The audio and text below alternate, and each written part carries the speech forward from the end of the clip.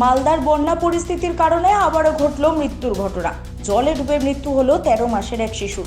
ঘটনাকে কেন্দ্র করে শোকের ছায়া মালদার মানিকচকের দক্ষিণ চণ্ডীপুর পঞ্চায়েতের অন্তর্গত গুমানিটোলা এলাকায়।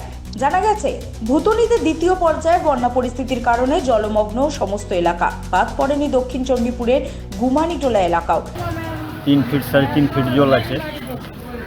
বাড়িতে ঘুমিয়েছিল, বাড়ির লোক সব ছাদে গিয়েছিল। যাওয়ার পরে বাচ্চা এবার নেমে খাট থেকে সরকে জলে পড়ে গেল। গ্রামের মধ্যে এক বুক জল থাকার কারণে সপরিবারে বাড়ির ছাদের উপর বসবাস করছেন ইউসুফ মিয়া। সোমবার সন্ধ্যায় সবার চোখের অগোচরে বালক শিশুটি ঘরের বাইরে বেরিয়ে পড়ে, যার ফলে জলের মধ্যে তলিয়ে যায় শিশুটি। স্থানীয়রা দেখতে পেয়ে তড়িঘড়ি উদ্ধারের চেষ্টা করলেও শেষ রক্ষা হয়নি, মৃত্যু হয় শিশুটির। পরবর্তীতে ভুতুনি থানার তৎপরতায় দেহটি নিয়ে আসা হয় মানিকচক থানায়। দেহটি আজ ময়না তদন্তের জন্য পাঠায় মানিকচক থানা।